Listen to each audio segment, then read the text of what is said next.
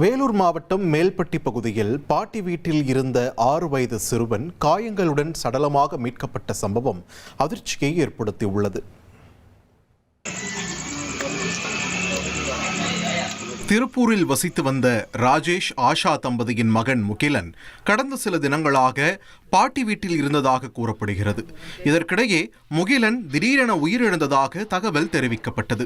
சிறுவனின் உடலில் காயங்கள் இருந்ததால் சந்தேகம் எழுந்த நிலையில் முகிலன் நரபலி கொடுக்கப்பட்டிருக்கலாம் என்றும் அவர்களது வீட்டில் மாந்திரீக செயல்களுக்கு பயன்படுத்தப்படும் பொருட்கள் இருந்ததாகவும் காவல்துறையிடம் உறவினர்கள் குற்றச்சாட்டை முன்வைத்துள்ளனர்.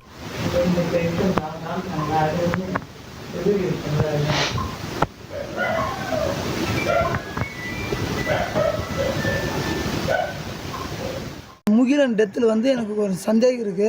அதனால தான் நாங்கள் கேஸ் கொடுக்க வந்தோம். அவங்க மாந்திரிகம் அந்த மாதிரியெல்லாம் அவங்க வீட்டில் பண்ணிகிட்ருக்காங்க. ஒருவேளை நரக பலி கொடுத்துருப்பாங்களோ அப்படின்னு சொல்லிட்டு தான் நாங்கள் கேஸே கொடுக்க வந்தோம். இன்றைக்கி அமாவாசை, அதனால் நரபலி கொடுத்துருப்பாங்களோ அந்த ஒரு சந்தேகம் தான் எங்களுக்கு இருக்குது.